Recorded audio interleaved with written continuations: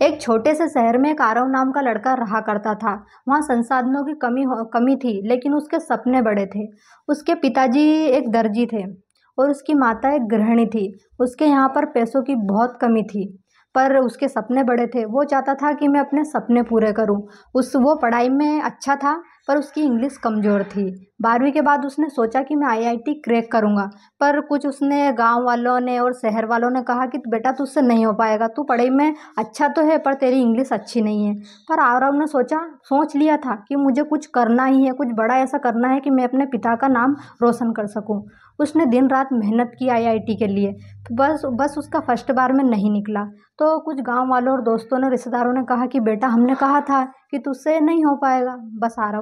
फिर आरव ने कहा कि नहीं, चाहे कुछ भी हो जाए, मैं अब दिन रात लगाकर मेहनत करूंगा और मैं सफल होकर ही रहूंगा।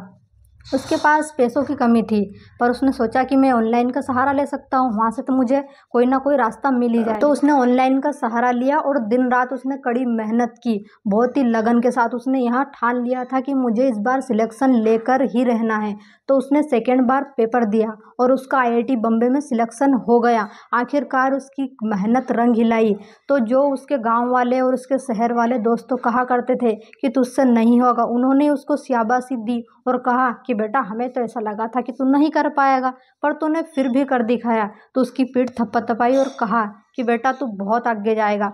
उसके बाद उसने एक सोचा कि मेरा अब सिलेक्शन हो ही गया आईआईटी बम्बे में, तो मैं अब सोचता हूँ कि मैं उन गरीब बच्चों की मदद करूँ, क्योंकि इस स्थिति में कुछ लोग गरीब बच्चे पढ़ नहीं पाते हैं, तो मैं उनकी मदद करूँ। तो उसने एक स्कूल खोला वहाँ पर बच्चों के लिए। तो हमारे पास संसाधनों, इस कहानी से यह सीख मिलती है कि हमारे पास संसाधनों के कमी होने के बावजूद भी हम बहुत कुछ अच्छा कर सकते हैं। तो हमें धैर्य रखना चाहिए और असफलता तो कई बार आएगी, हमें उनका सामना करना चाहिए। तो गाइस, आपको कहानी अच्छी लगी हो तो आप लाइक एंड सब्सक्राइब कीजिएगा और मिलते हैं हम अगली कहानी में, और शेयर भी कीजिएगा ज़्यादा से ज़्यादा लोगों को।